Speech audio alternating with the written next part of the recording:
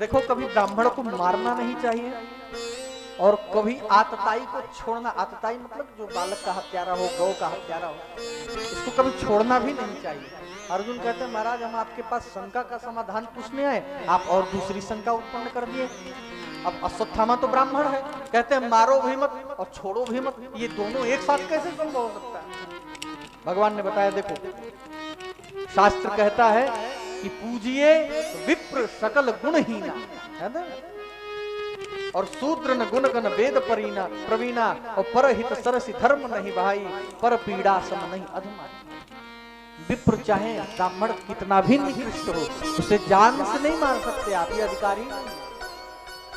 और कोई हत्यारा हो उसे छोड़ना भी नहीं चाहिए, किया क्या जाए? ये ब्राह्मण है, उसको मारना भी है, इसके लिए सबसे बड़ी सजा है कि इसका अपमान करके इसे सभा से धक्के मार करके बाहर निकाल दो।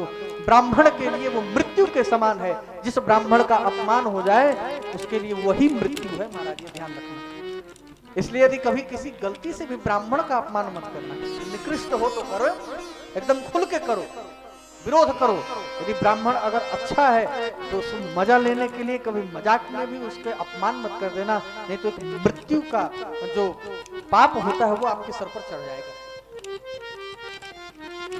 तो अर्जुन ने उसके सर से मणि निकाल ली, आधे केस मोड़ दिए, मूछे मोड़ दी और धक्के देकर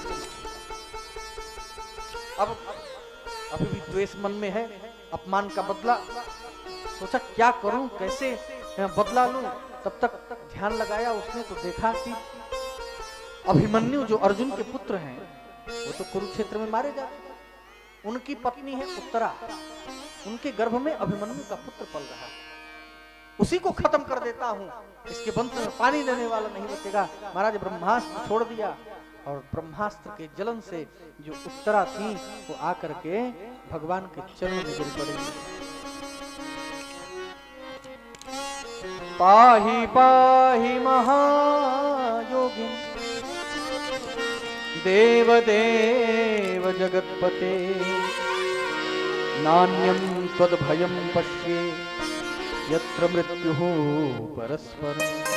हे गोविंद मेरे प्राणों की रक्षा करो, ये ब्रह्मास्त्र मुझे जलाकर के भस्म कर देगा। उठाया उत्तरा को, चिंता मत करो, आंखें बंद करो।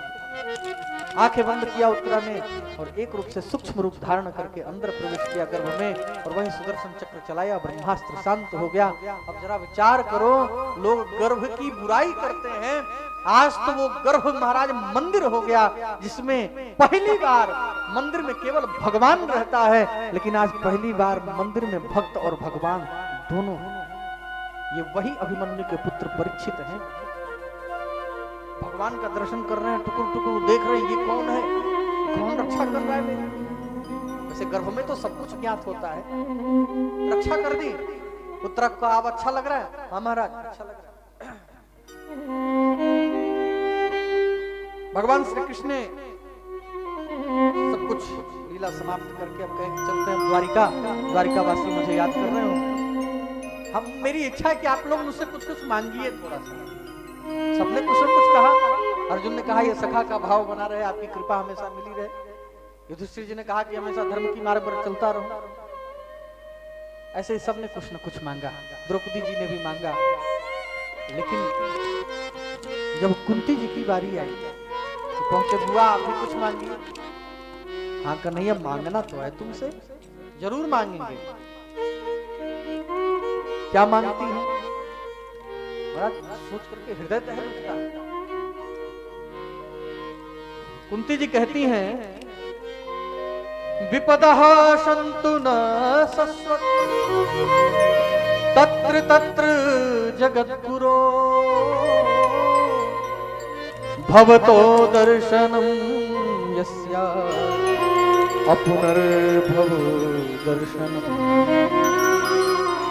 देना चाहते हो तो हमको विपत्ति दे दो। भगवान उसके हाथ रखे, क्या मांग रही हो, समझ रही हो क्या मांग रही हो? अरे विपत्ति कौन मांगता है? अरे और कुछ मांगो। जीवन भर तो तुमने कष्ट काटा, पति ऐसे थे कि मतलब तुम्हारे पास आ भी नहीं सकते थे। पांडु को श्राप था कि सहवास की कामना पत्नी के पास लेकर के जाओगे तो पति मर जाएगा। हैं, वो आए पति भी मर गए, तुम विधवा हो गई, फिर उसके बाद ये पुत्र देवताओं के द्वारा प्राप्त हुए, इन लोग को लेकर के तुमने पाला, कितने कष्ट से लाक्षागृह में तुमको जलाने का प्रयास हुआ, अज्ञातवास हुआ, न जाने कितनी पीड़ा सही, आज थोड़ा सुख भोगने का समय आया, तुम विपत्ति मांग रही हो, विपदा संतुन हसस्तो। ये कहाँ की बुद्धिमानी है? कुंती जी ने जो जवाब दिया, भगवान चुप हो गए, उनके पास जवाब ही नहीं रहा।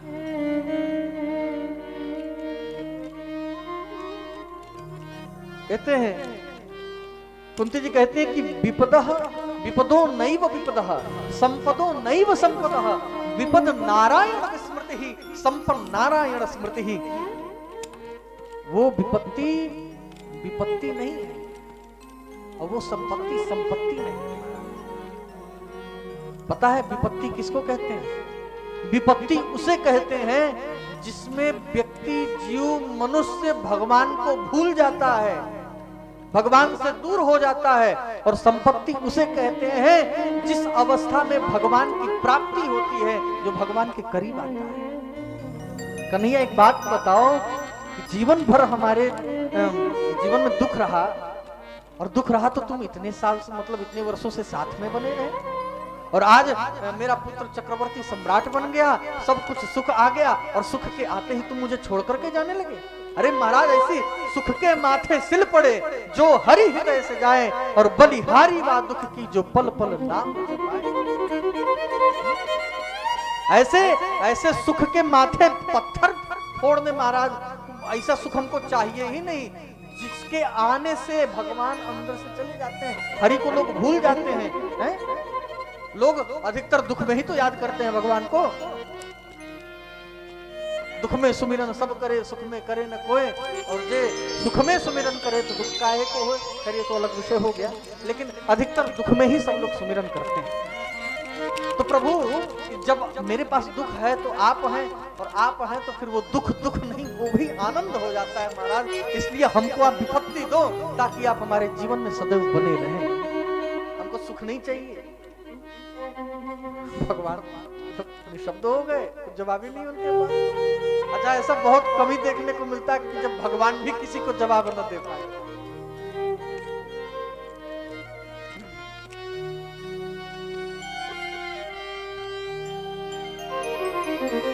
अच्छा, कुछ लोग कहते हैं कि भगवान, जैसे कोई कष्ट आया, कोई विपत्ति आया, लोग कहते हैं भगवान हमको इतना दुख क्यों दे रहे हैं। कभी विचार किया? यहाँ पे देखो, इसी बात का जवाब यहाँ मिल रहा है, ध्यान से सुनना। यहाँ कुंती मैया से भगवान श्री कृष्ण कह रहे हैं कि आप ऐसे मांग रही हो, यदि वास्तव में मेरे पास होता तो मैं एक बार सोचता, लेकिन दुख नाम की चीज, विपत्ति नाम की चीज मेरे भंडार में है ही नहीं। मैं तो जो आनंद सिंधु सुख राशि, अखिल लोकदायक विश्रामा को विश्राम देने वाला हूँ, मैं आनंद देने वाला हूँ, मैं विपत्ति नहीं देना जानता। ये तो व्यक्ति अपने कर्म से भोगता है, मैं कैसे विपत्ति दे सकता हूँ? आप बताओ। कदाचित मेरे पास होता तो आप इतनी प्रार्थना करो, दे भी देता, लेकिन मेरे पास है ही नहीं है, मैं दूंगा कहां से? तो आज से समझ लेना, भगवान कभी किसी को विपत्ति नहीं देते। कर्म प्रधान विश्व रचि राखा, और जो जस करी सो तस फल चाखा। जो जैसा कर्म करता है वैसा फल चखता है। भगवान किसी को सुख दुख नहीं देते, भगवान सिर्फ और सिर्फ आनंद प्रदान करते हैं।